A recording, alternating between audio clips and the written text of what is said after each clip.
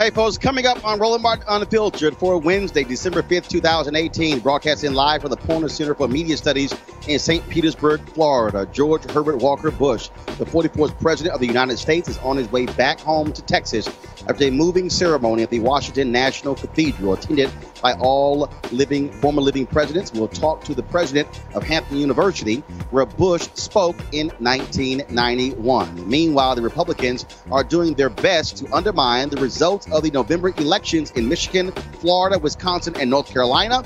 We'll talk to people on the ground in Wisconsin and North Carolina about the devious plans of the Republican Party. The value of a home in a black neighborhood is worth nearly $50,000 less than the same home in a white neighborhood. There are severe consequences of this so-called segregation tax on those black neighborhoods. Dr. Andre Perry is here to break it down. Also, another crazy-ass white woman in hot water for calling a student a bad name. Yeah, some say prick, but we know exactly what it means. They have the recording. I don't know what's wrong with them. And the New York Times published an opinion column with the headline, "Why We Miss the Wasps," in relation to President George H.W. Bush. No, we don't. And trust me, you don't want to miss me taking the writer to school when it comes to this particular issue. Folks, it's time to bring the funk. I'm Roland Martin Unfiltered. Let's go.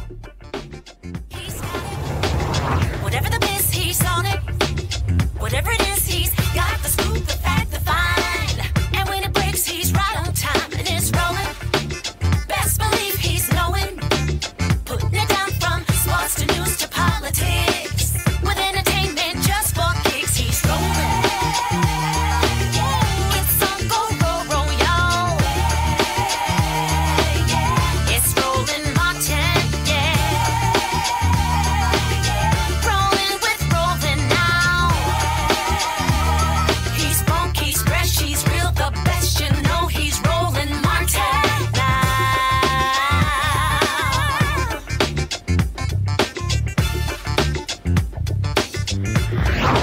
Martin. Today at the National Cathedral in Washington, D.C., more than 3,000 invited guests, including all living presidents, met there for the funeral of President George H.W. Bush. He, of course, the 41st president of the United States. Among those there, of course, his son, President George W. Bush. Also, his son, Jeb Bush, former governor of Florida. Eulogies from George W. Bush, Bush biographer John Meacham, and also former Senator Alan Simpson all took place. Everyone agreed not to trash talk Donald Trump, even though he was there, gave pretty much a cold response to the Clintons, only shaking the hands there of President Barack Obama and Michelle Obama as well. The contrast throughout the entire funeral was obvious in terms of when Bush was president compared to what we are seeing today. And so all across, of course, here's a video there. All the former living presidents there. Also, of course, you had the vice presidents, Dan Quayle, who served under President Bush. You had Joe Biden, who was there, in addition to Al Gore. All of those vice presidents were there, as it was a packed church. George W. Bush talked about the final words from his father, where he got emotional. You see right there where he was tearing up. Laughing about, of course, some of that eulogy, but also tearing up because the final words of his father was, "I love you." And so today, of course, was a national day of mourning for President George H.W. Bush, a national day. Donald Trump called for that. The body of President George H.W. Bush is flying back to Texas, where there will be a funeral tomorrow at the Episcopal Church St. Martin's in Houston at 11 a.m. Central. Then there's going to be a burial, a private burial at Texas A&M University, where the Bush Library is located. And he will be buried next to his wife, Barbara Bush, former First Lady, who died 8 months ago. Of course, we've had several African Americans on the show on Monday and Tuesday talking about the legacy of President George H.W. Bush. Joining us right now is Dr. William Harvey. He, of course, is the president of Hampton University, where George H.W. Bush spoke there at one of their commencements in 1991, of course, while he was still president. How you doing, Dr. Harvey? Roland, I'm fine. How are you? I am doing great. So first and foremost, your thoughts and reflections on President George H.W. Bush. Him and his family were huge supporters of the United Negro College Fund, of course, supporting HBCUs. What do you recall about his visit, giving the commencement speech there at Hampton University in 1991? Well, let me just tell you that I thought that President George Herbert Walker Bush was an outstanding individual. He was a man that, from my point of view, helped HBCUs more than anybody that I know of in my 41 years. He helped us in so many different ways. For an example, he came and spoke here at Hampton in 1991. And it was a wonderful visit. The amount of money to HBCUs went up from 89 to 1990, over $118 million. He encouraged consortium agreements among HBCUs and research institutions out in the Midwest to try to get HBCUs to do more research. He encouraged and directed that more money be spent on science and STEM fields. So he was just a terrific fellow that supported all of his life black colleges. When he was a student, undergraduate at Yale, he founded, not just being active, but he actually founded the UNCF there. He was always very supportive of HBCUs right up until the time that he passed. I can even say to you, after he left office, during my 25th anniversary here at Hampton, and this is my 41st year now, the MC came to the mic and said that they had a surprise. There was a video tribute to me from him. I knew nothing about it, and I was just as surprised as everybody else. He said some awfully kind things about me, but he was also very humorous, because at the very end, he said to the trustees who were present, Dr. Harvey has worked tirelessly for Hampton and the nation, and said he's due a sabbatical. Why don't you give it to him? Well, that got a big laugh, and then the next day, the trustees did give my wife and me a sabbatical for 9 months down the Hilton Head. What I'm saying is that he was very supportive. I can give you a lot of examples. Let me give you another. During his tenure as president, the then Solicitor General filed a friend of the court brief with supporting the state of Mississippi against the black colleges there.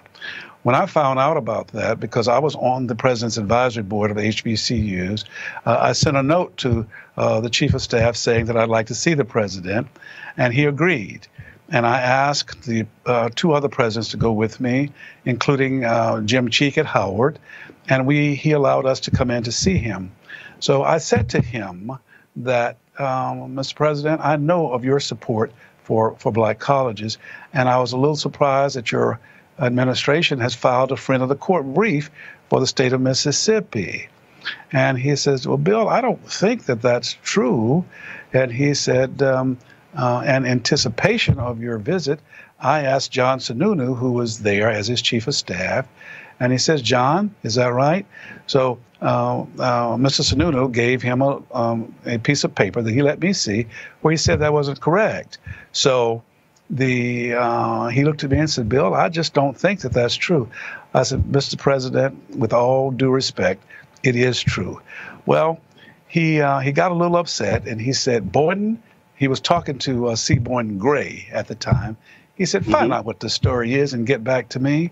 And he said, Bill, can you come back at 2 o'clock today? I said, of course, Mr. President. So I went back, and I was ushered into the Oval Office, and when I walked in, he was laughing. He said, Bill, I should have known you knew what you were talking about. He said, but that's being corrected as we speak. We will withdraw that friend of the court brief on the side of the state of Mississippi. These are just one, two of the several things that I could talk about that shows that he supported HBCUs.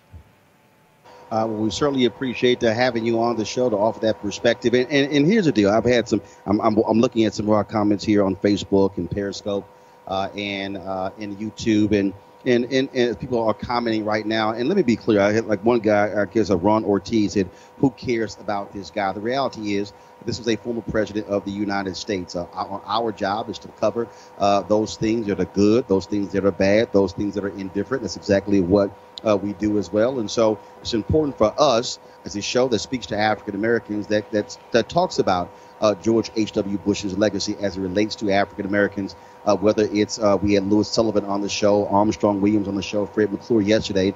But also we've talked about the Willie Horton ad. We've talked about, of course, some other issues as well. And so our job is to cover all those perspectives. And that's why we have you, Dr. Harvey, to give that the personal recollection. And again, I had not heard of that story you just told about his DOJ taking the position in the Mississippi case. And by you mentioning it to him, he then by rescinding that. And so, again, that's also an important part of history that also needs to be told. Well, Roland, may I say something to your guest that said, who cares about him? I want you to know that I and hundreds of thousands of other people, because he supported historically black colleges and universities. And we're at a time now when we're not getting the kind of support that we ought to get. And here was a president who did support us. So that's why we should care about the hundreds of thousands of young folk that are graduating from our colleges right now. So I can tell you, I care, and I'll tell the truth. The fact is that he did not support the '64 Civil Rights Act. He did say that he made a mistake and that he regretted that. Now, how many of us don't make mistakes? I can tell you that I probably make more than most. But the fact is, what all of us should do when we make a mistake, we should admit it. We should say that we aren't going to do it anymore and move forward. And I think that that's what all of us, that's a mature way of acting. And as you know, Roland, more than I, and, you know, I enjoy you when you come to our campus. I enjoy your show because you tell it like it is. Well, we need to tell it like it is and don't sugarcoat it. He helped black colleges, which means he helped young folk. And I'm as pleased as I can be that he did that. I'm pleased that he listened. And in that one instance that I gave, that he reversed the Solicitor General in that regard. So, yeah, there are those that care about black kids and black colleges, and he happened to have been one. All right, then. Well, Dr. William Harvey, we appreciate it. And I like that backdrop there. You got to Hampton University. See, that's how you do it right there. You know, always have that branding going. Well, listen, Roland, you've been here, and we enjoyed you, and I want you to come back. And I'll just say, without blowing any smoke up your pants leg, we enjoy you and your wife, and come back to see us. And you keep on telling it like it is. And let me say this before I sign off, if I can. We need more people who will reach across the aisle, because everybody thinks they're right. The left thinks they're right, the right thinks they're right, and the fact is we need to learn to compromise, and we need to make sure that we try to work for the people and try to make this a better life. And as long as we can do that, then I think that that's what all of us should try to do. And that's certainly what I'm going to try to do, and that's what I preach and teach to the young folk here in Hampton. All right, then, Dr. William Harvey, we appreciate it. Thanks a lot. Thank you. All right, now introducing our panel: A. Scott Bolton, former chair, former chair, National Bar Association PAC. Also, Reverend Derek McCoy, executive vice president for the Center for Urban Renewal and Education. Dr. Cleo Monago, socio-political analyst and activist. Cleo, I see the hat you got on today. First I said, who the hell is on my show with a Make America Great Again hat? So then when they zoomed in on your hat, I was like, yeah. I said, leave it to super black to wear the hat, make Black America woke again. So indeed. Appreciate that. So Cleo, first of all, I will start with you. Of course, you had the state funeral today.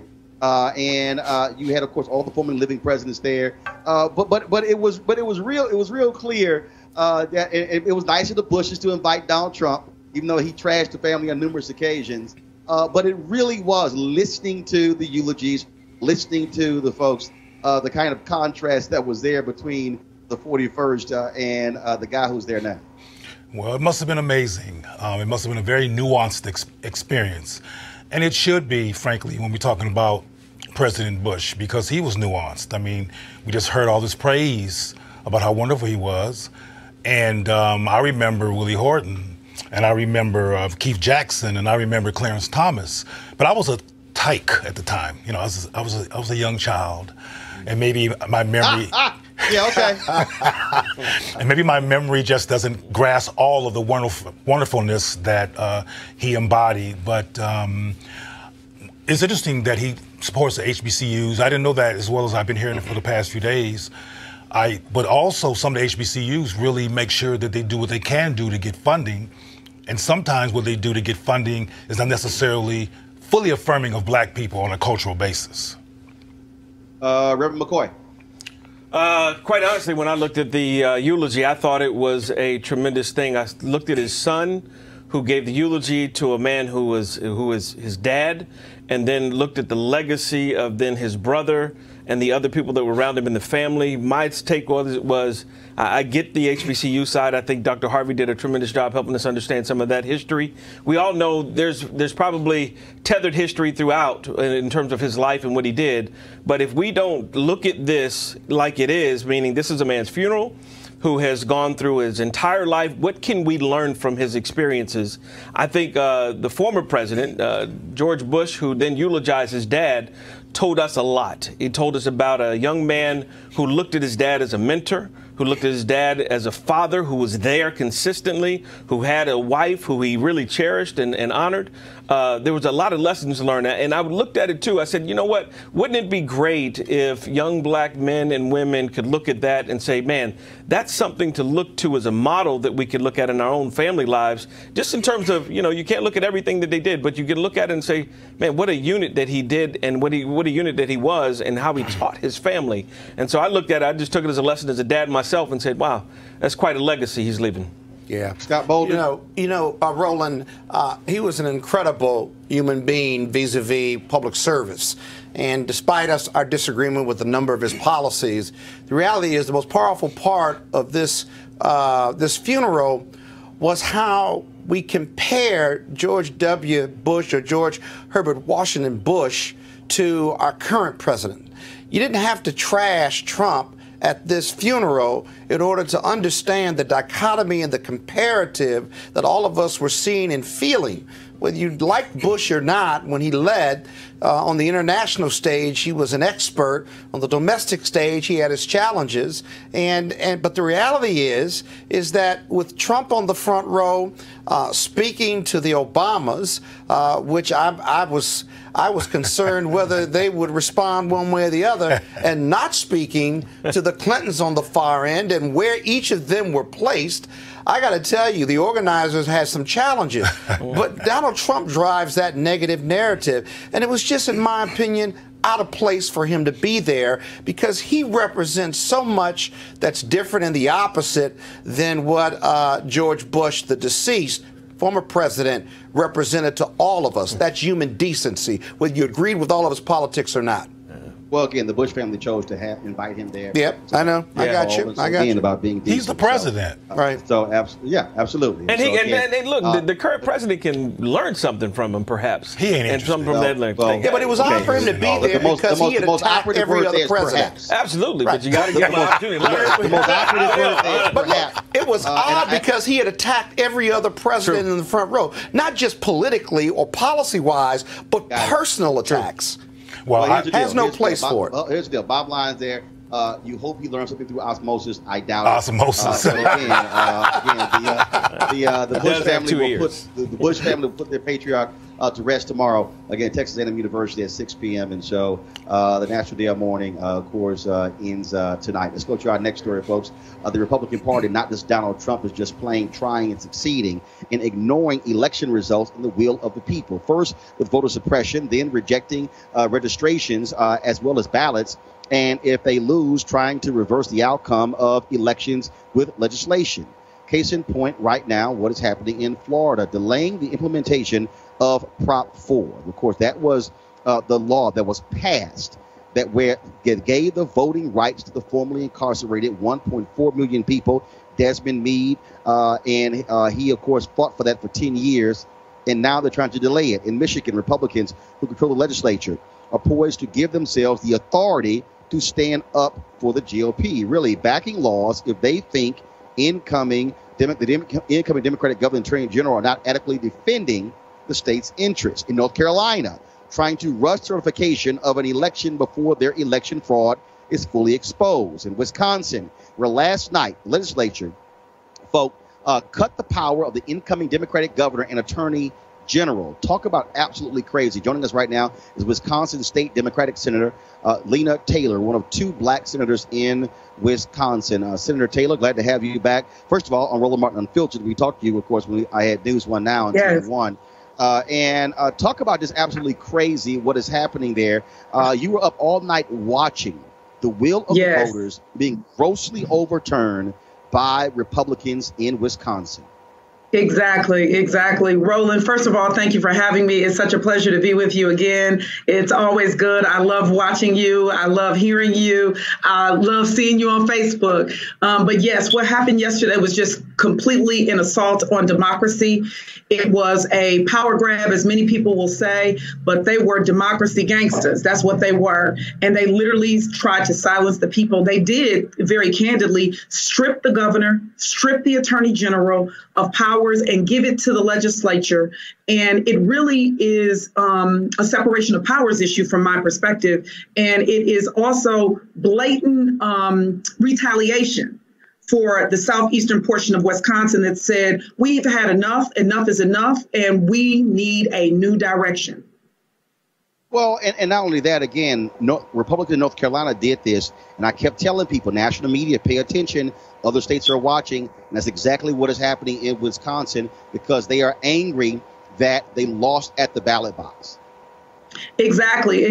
As well as it's my understanding that they're trying to do the same thing in Michigan. One of my sorors, I'm in an AKA, texted me yesterday and told me to connect with one of her classmates from law school who is in North Carolina and said that they had this experience. So it was truly my intention to do that. But I was on the floor then, so I'm going to still follow up to figure out what can I do as we go forward, because this battle is not over.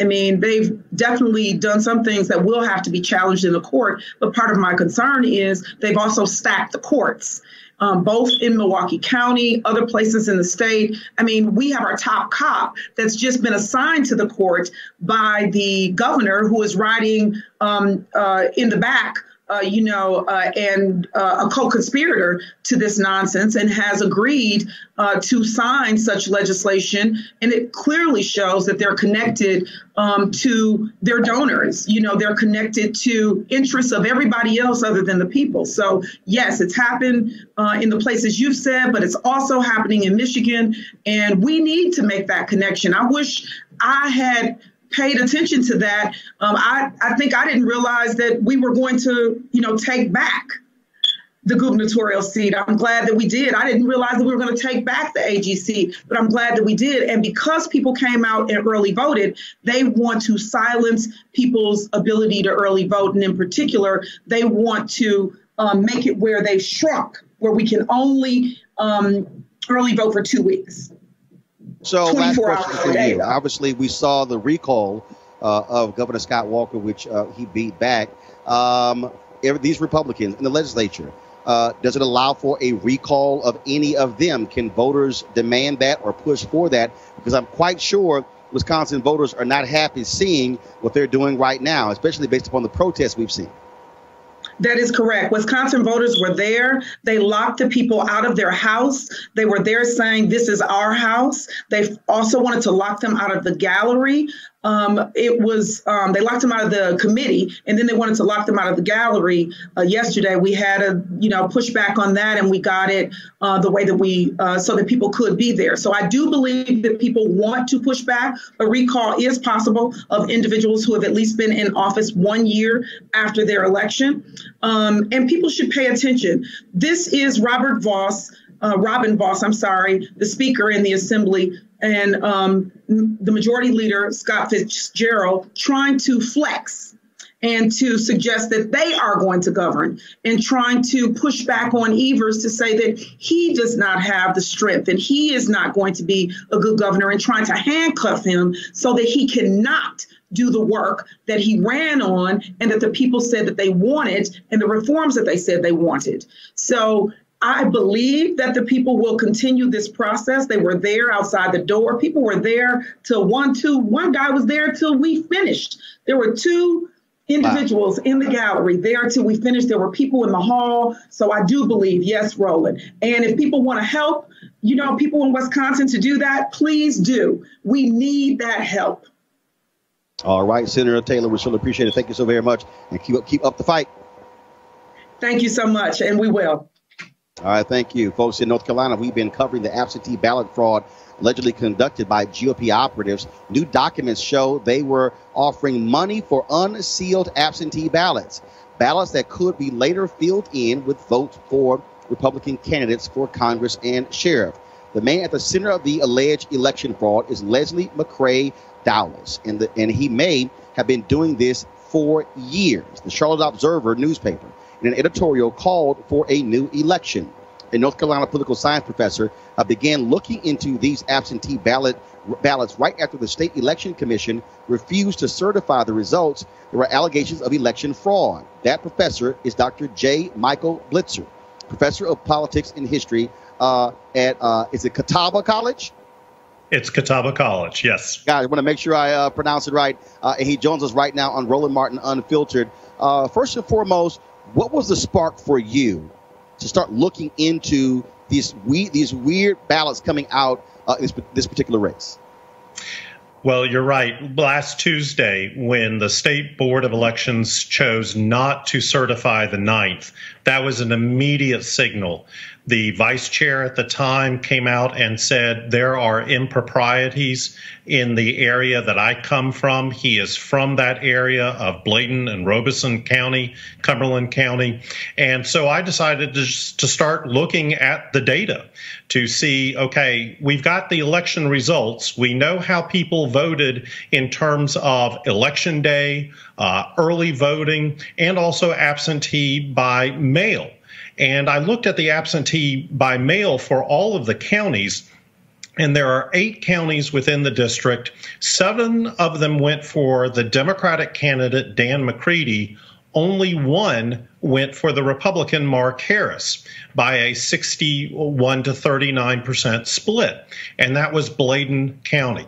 Now, the North Carolina State Board of Elections releases publicly available information about who has requested absentee ballots, and they don't tell you who they voted for, but they tell you which party affiliations those voters are. I looked at that data and found that of that 61 to 39 split, only 19% of the voters were registered Republicans, meaning that literally every unaffiliated voter, about 38% of them cast ballots by mail, had to vote Republican, plus have some crossover votes from registered Democrats. Now, in rural North Carolina, that could happen, but the likelihood was extremely low. That's when I started digging into the data, wrote a blog post, and honestly, it has taken off from there. And we've heard Republicans in North Carolina, all across the country, talk about voter fraud, voter fraud. No, this is election fraud. That's what Correct. This is. Exactly. This is election fraud. We have heard, and in fact, the state of North Carolina is considering the implementation legislation for a constitutional amendment that was passed, which the state of North Carolina and its voters approved for a voter photo ID. They're discussing the legislation now. All of the controversy around that legislation has been about we need to protect the integrity of the vote system. We need to make sure that people who are not registered or legally allowed to vote can cast a ballot. That is one side of it. But this is election fraud. This is taking someone's legal ballot and vote and manipulating it. That is something that is on the other side of the issue, and I think has really come to the forefront.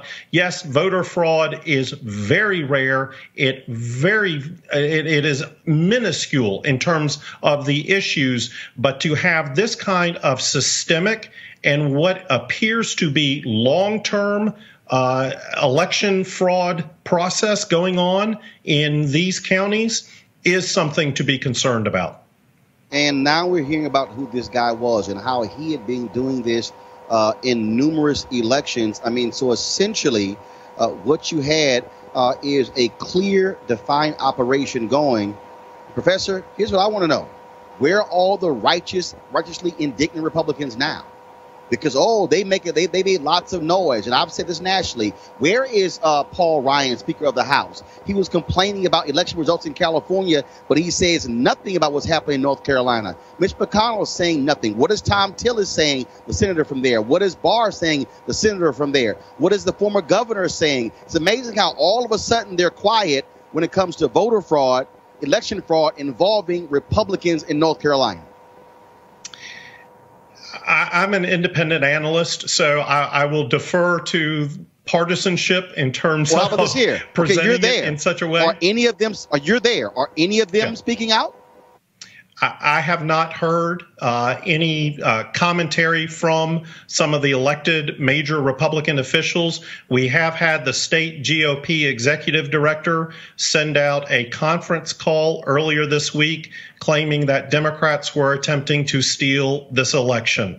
I think as somebody who has observed North Carolina politics for 16 years and has studied political science for nearly 30 years, the choice of making those words steal an election is unfortunate. Dr. Michael Blitzer, we surely appreciate you joining us, and thank you for your great work exposing what is going on here. And I think we've got a long way to go, and I would not be surprised if a new election is called. I would not either. Thank you. All right. Thank you very much. I want to go to my panel right now, of course. So I want to start with you first, Reverend McCoy. Again, when you see what's going on there in North Carolina, all those Republicans I talk about, it's amazing how quiet they are. It's amazing how Chris Kobach, who lost in Kansas, who was talking about voter fraud and with his commission saying nothing, Trump saying nothing. What Republicans are doing in North Carolina is flat out theft. I understand what you're saying. I'm the first one to say, if it's wrong, it's wrong. And you got to call a spade. So there's no shame in what I'm going to say because I'm straightforward. If it's a wrong thing, it's a wrong thing. I think when you look at those issues with the McCrae guy and what's been going on, they are questionable. So I would say there needs to be investigation in that regard. I would also say, before we jump to the accusations that nobody's speaking out on and nobody's saying nothing, perhaps we need to investigate a little bit further and say, hey, what are you guys saying and what can be done? Because I don't think, just looking at it, I'm just saying, hold up, just looking at it. No, they've it's a done a lot of possibility. investigating already. If I may, Roland, let me just say this. I've looked at local reports in preparation to be here tonight, and not only were they sloppy about it, which tells you they've done it before, this Dallas individual, right? But a local camera crew from local news went out and interviewed two North Carolina County residents who had said that Dallas's people came out, they gave them an unsealed absentee ballot. One couldn't read, and the other one couldn't remember who he had voted for, and he had only voted for in 2 races, but he had filled out the ballot. They had helped him fill out the rest of the ballot, and he couldn't remember who he had voted for. And so there's a substantial amount of evidence, empirical data, yes, but real hardcore witness testimonial evidence here that if the state or the commission investigates it, you're either going to get a new election or you don't count all of those votes, which means the Democrat is not stealing the election, it's righteously giving that individual the election. They'll try not to do another one if they can under North Carolina law, but otherwise the better way to do it is just throw out those ballots that you have that are seriously questionable. Leo, we have covered the shenanigans, the evil things the North Carolina GOP has been doing, and I'm saying it for a reason, because what they have done by having a supermajority is callous and shameful, and the reason I am blasting them by name for saying nothing, even if you want to say wait for an investigation, you at least could have the decency to say, hey, there's a problem here, let's get it right. But they don't want to do that because this shows how Republicans have been involved in a wrongdoing. Cleo? Well, not only does it show wrongdoings on behalf of Republicans, the people that you're talking about who won't say anything benefit from this fraud. This is something that's helping them. So they're not going to, and obviously Trump cares nothing about honesty and being appropriate and integrity. So they're not offended by this anyway. And the bottom line, as I said, it's good that you're blasting them because somebody needs to blast them because there's people all over the media landscape who I think are on their side as well, who are very neutral in terms of how they talk about the incident. But the bottom line is that the people that you're talking about who won't say anything are not going to say anything because all this corruption is in benefit to them.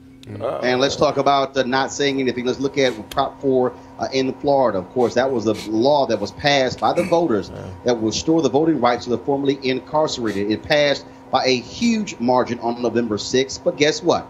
The Republican Secretary of State in Florida, Kenneth Detzner, and the outgoing Republican governor, Rick Scott, they want to delay implementation of the law. So the Republican-controlled legislature can be consulted. They're doing this because there are 1.4 million people who are now going to have the right to vote, including many African Americans. So the question is this, Reverend McCoy, I'll start with you. What the hell? This thing, Reverend McCoy, what the hell? Yeah, Reverend McCoy, what the hell? This thing was passed by Republicans and Democrats.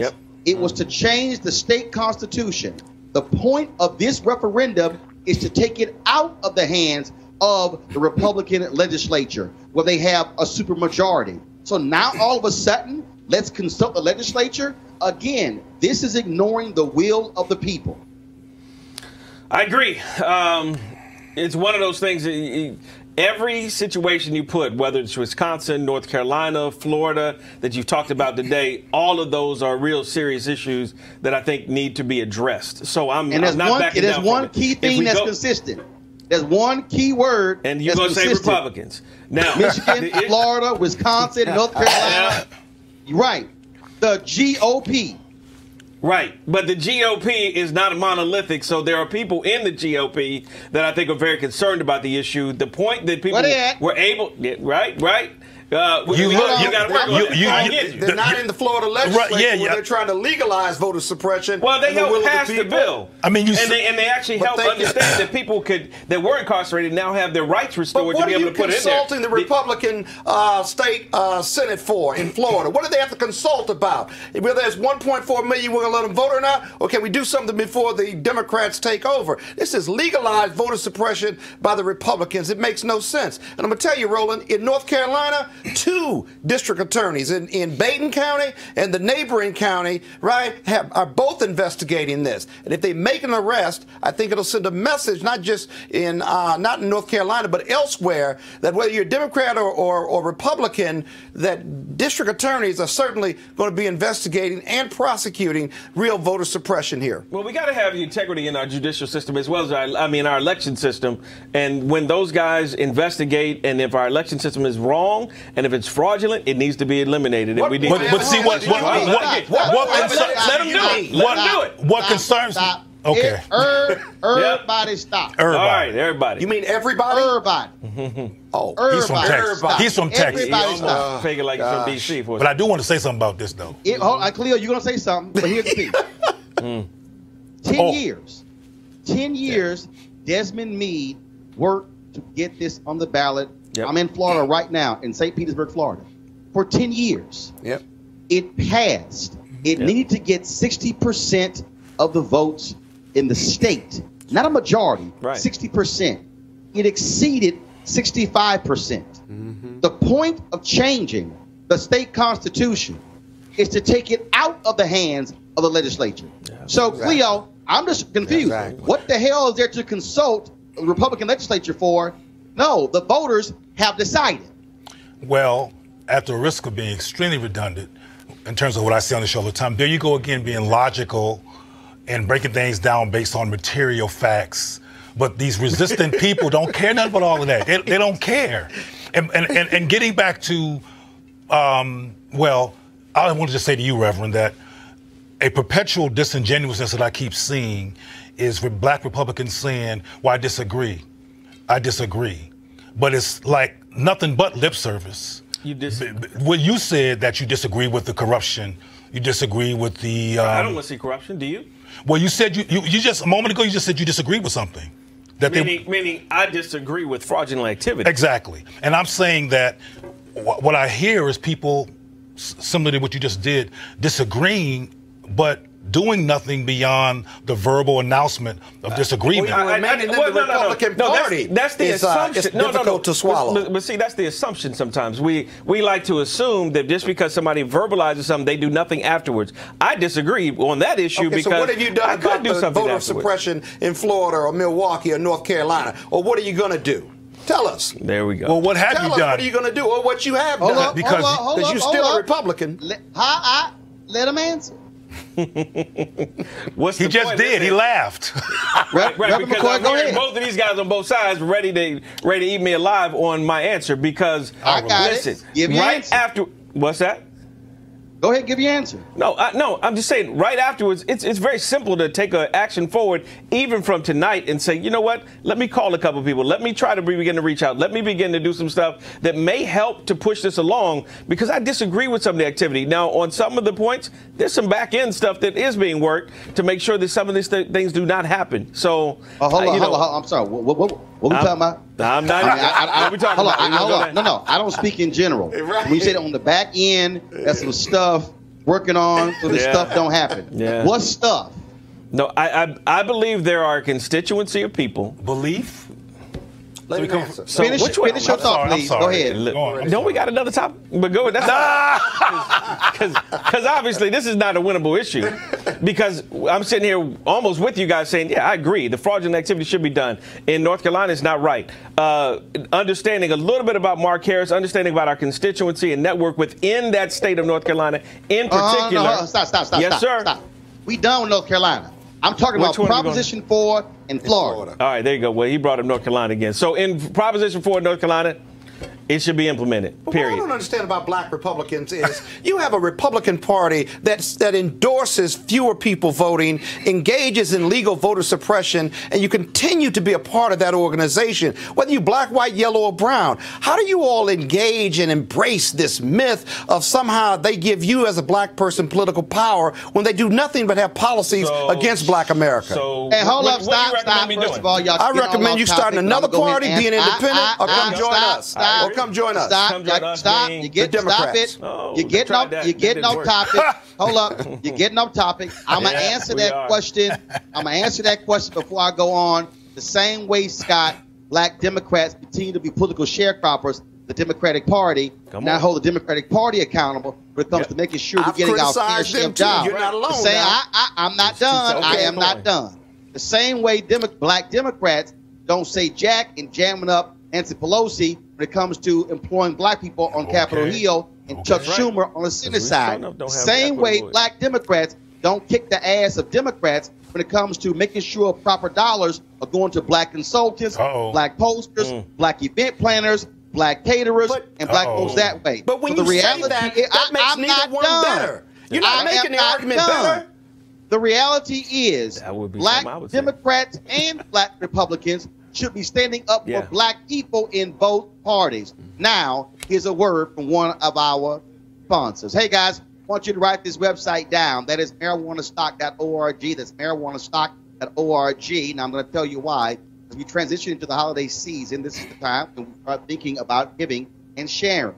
Sometimes the best gift you can give somebody is an opportunity that could potentially change their lives economically. That's why our friends at Transatlantic Real Estate have created an investment opportunity for the everyday investor. It involves legal marijuana and crowdfunding. No, we ain't trying to give you weed. We're trying to get you to make money off of weed. Now, we all know that legal marijuana has created one of the fastest growing industries in America, a multi-billion-dollar industry. We also know that crowdfunding makes it easy to be an early investor to get in on an opportunity. It really is a no-brainer.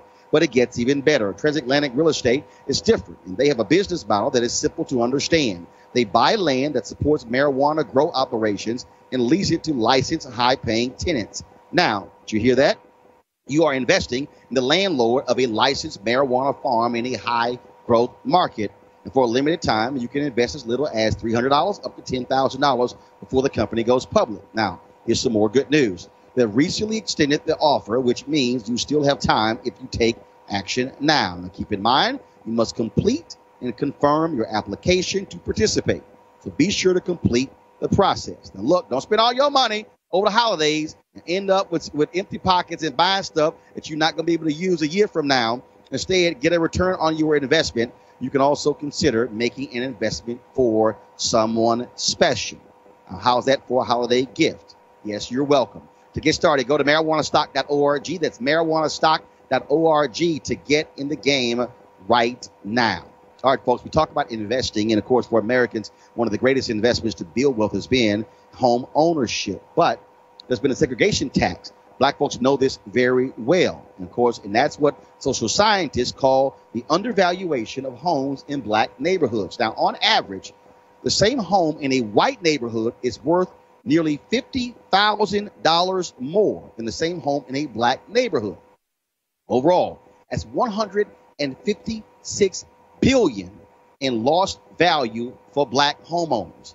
And that segregation tax has a big effect on what happens in those black neighborhoods. Joining us right now is the author of a new report detailing the damage from this. He's from the Brookings Institution's think tank. Joining us right now is Dr. Andre Perry.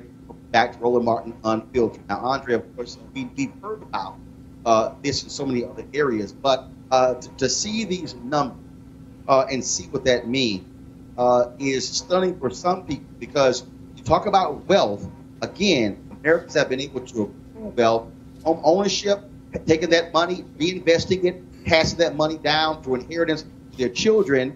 And so black folks have been getting the short end of the stick from the moment we were able to buy home. Yeah, and when something goes wrong in the black community, people like to say it all starts at home. And what they are trying to say is that there's a cultural pathology in the black community. But the reality is that it does all start at home, but it's about the devaluation of black property. That $156 billion should be going into schools and other municipal services. It could pay for tuition. It would actually pay for more than 8 million college degrees at the public rate. It would fund more than 4 million businesses, given the rate that most black businesses start. It would have funded the entire Katrina recovery efforts. $156 billion changes lives. It's the money that's necessary to uplift our communities and individuals. And so it's an enormous number, and I'm glad that we have put the data out there, because some people look at it and say and get disheartened. I look at the numbers and say, hey, now we can name our price. You can go to brookings.edu, look up your metro area, and you can see the price difference.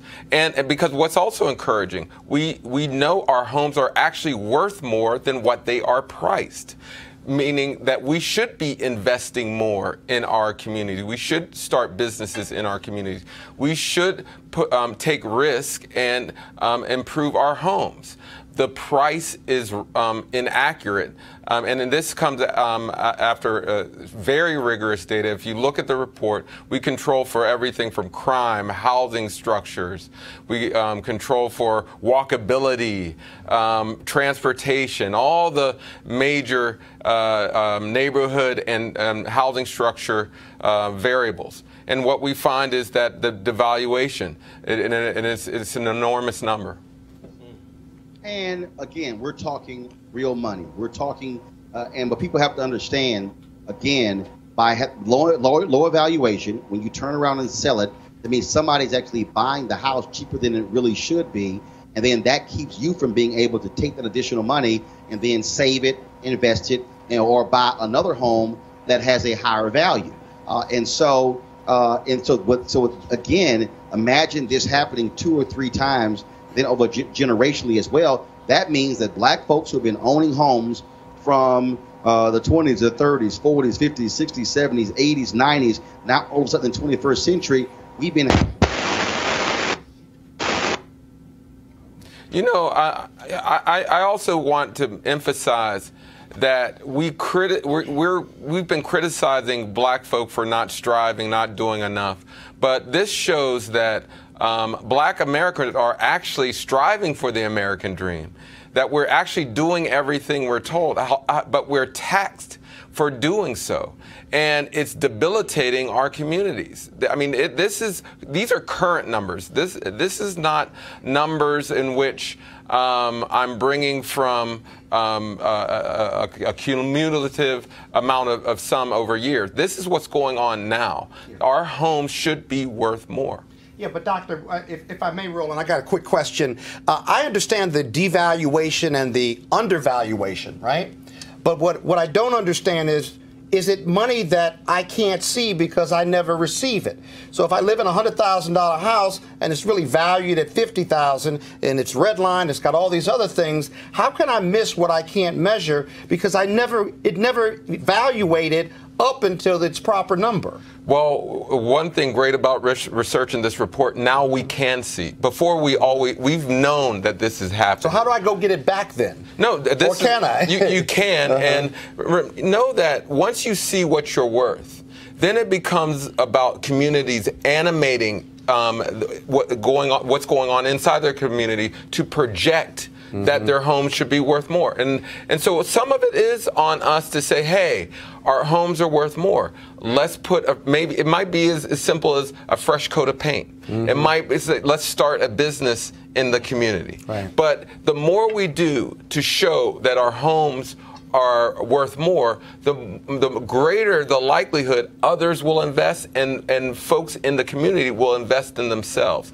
It's a dire situation, but there's hope behind the numbers. Well, I have a question as well.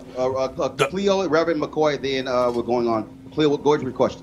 Does your report explicitly break down cause and effect and what has led to this de-evaluation of property so people can understand what the cause looks like and what the elements are so people can deflect that? We've long known the cause to be segregation, racial housing covenants, redlining that led to lack of investment. It's just that, and this is in the report. That's in the report. Those prices have reflect some of that. It's just, and the overall number is black homes, homes in neighborhoods where it's 50% black or more, are worth half as much as the same home in white areas. But it's when you control for all those other things.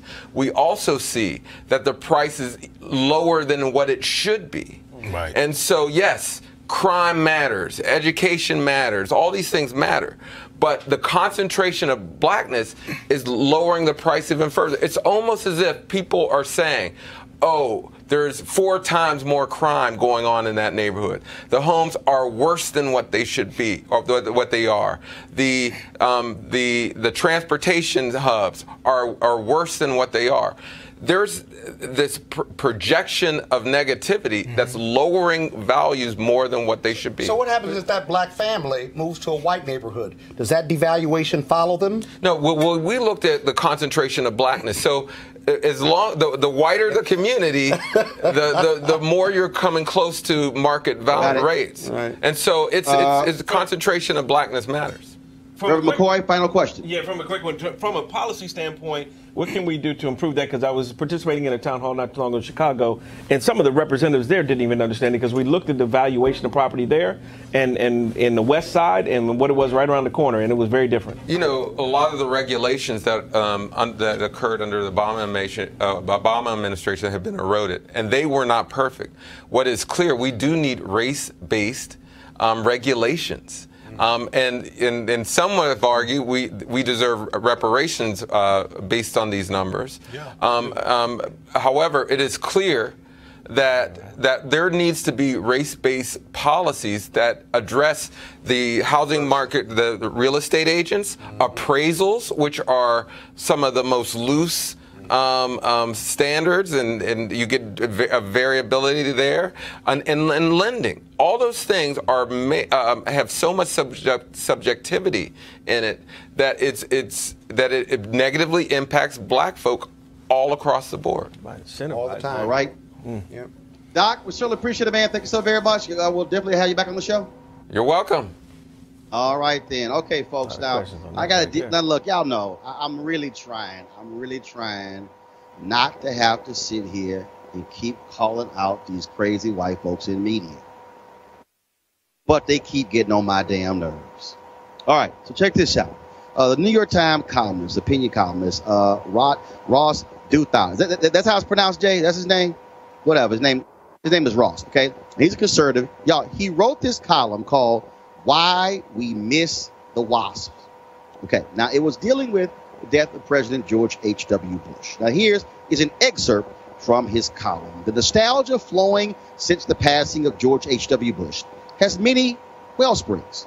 Admiration for the World War II generation and its dying breed of warrior politicians. The usual belated media affection for moderate Republicans. The contrast between the elder Bush's foreign policy successes and the failures of his son, and the contrast between any honorable politician and the current occupant of the Oval Office. But two of the more critical talkers takes on Bush nostalgia got closer to the heart of what was being mourned in distant hindsight with his death. Writing in The Atlantic, Peter Beinart described the elder Bush as the last president deemed legitimate by both of our country's warring tribes before the age of presidential sex scandals, plurality winning and popular vote losing chief executives, and white resentment of the first black president. Also in The Atlantic, Franklin Foer described the subtext of Bush nostalgia as a fondness for a bygone institution known as the establishment, heartened in the cold of New England boarding schools, acculturated by the late-night rituals of Skull and Bones, sent off to the world with a sense of noblesse oblige. For more than a century, this establishment resided at the top of the American caste system. Now it is gone, and apparently people wish it weren't. Now, I think you can usefully combine these takes and describe Bush nostalgia as a longing for something America used to have and doesn't really anymore.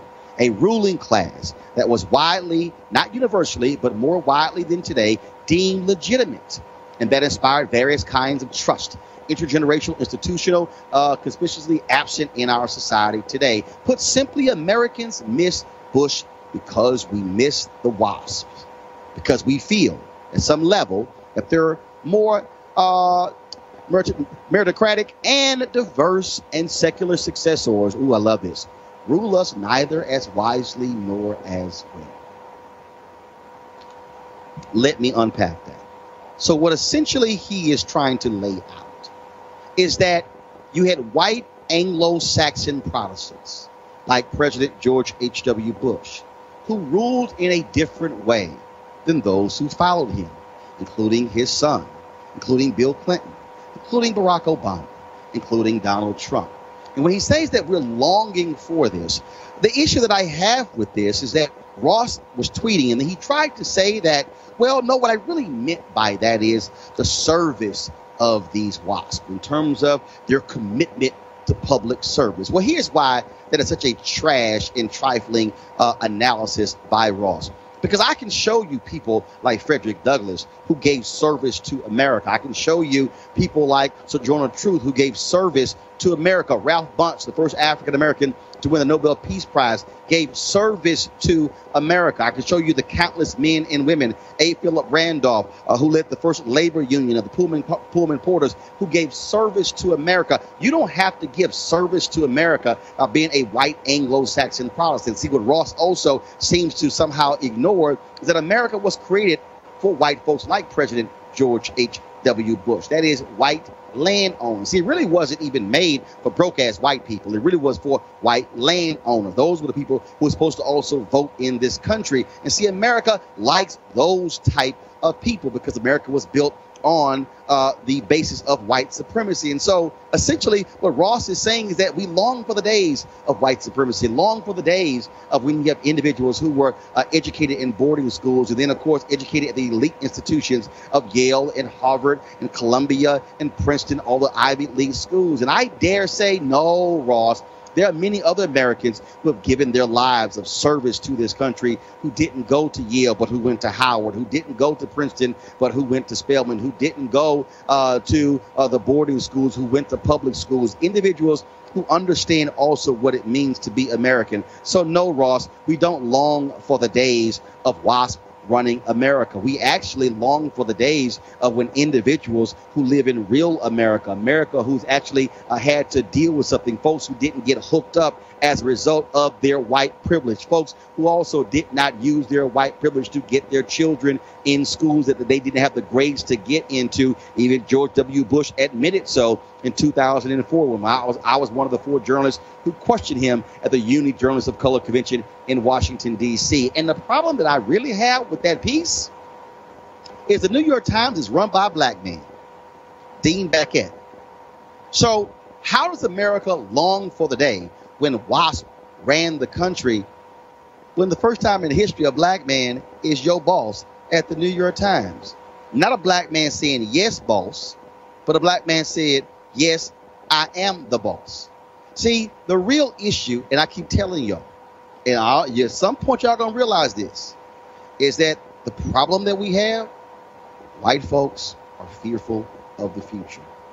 They are fearful of America, where the WASP will not be controlling this country, where we are not going to have the day that every time this is a Supreme Court nominee, they're going to come from Harvard or Yale. They actually might come from law schools at TSU or Howard University or Florida A&M. See, that's actually real America. See, if you read this article, and I really tried to understand what the hell he was saying, besides it being extremely poorly written, is that we don't long for the days of folks like George Herbert Walker Bush. In fact, he even took a shot in the piece where he said that Mitt Romney and Barack Obama, in many ways, operated in the same vein as the WASP. Well, because see, here's why, Ross, because the WASP constantly tell us we've got to act like them. The WASP tell us if you want to be accepted, you must go to the schools that we go to. You must dress like us. You must talk like us. You must walk like us.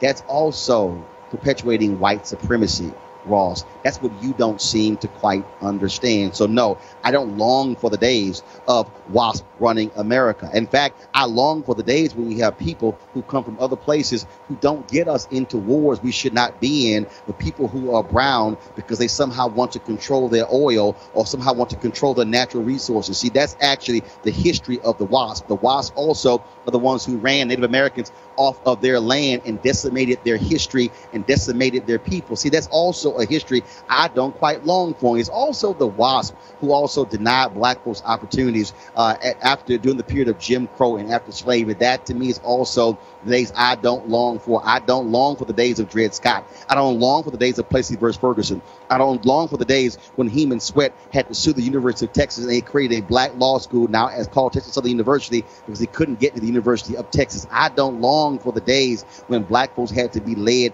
to the University of Mississippi with federal troops, all because of the WASP. No, Ross, that's a day that we don't long for. And in fact, we are more than happy to say good riddance. I want to thank Reverend Cleo and Scott Bolden being on my panel today. Thank you so very much, folks. Also, thanks for all of you for joining us who have been watching on YouTube, Periscope, and Facebook. Don't forget, we want you to support Roland Martin Unfiltered by joining our Bring the Funk fan club. Going to RolandMartinUnfiltered.com. We certainly would appreciate if you would support us with your dollars. This is, of course, an independent show. No company owns us, doesn't control us. We make our own decisions to be able to talk to you, provide for you of information that you need. Tomorrow I'll be broadcasting from New York City, where I'll be on a panel tomorrow morning talking about the future of TV news. So we certainly look forward to bringing you more insightful commentary and information that black folks need, that black folks desire, and frankly, that mainstream media, broadcasting cable will not give you. All right, y'all take care. I'll see you later.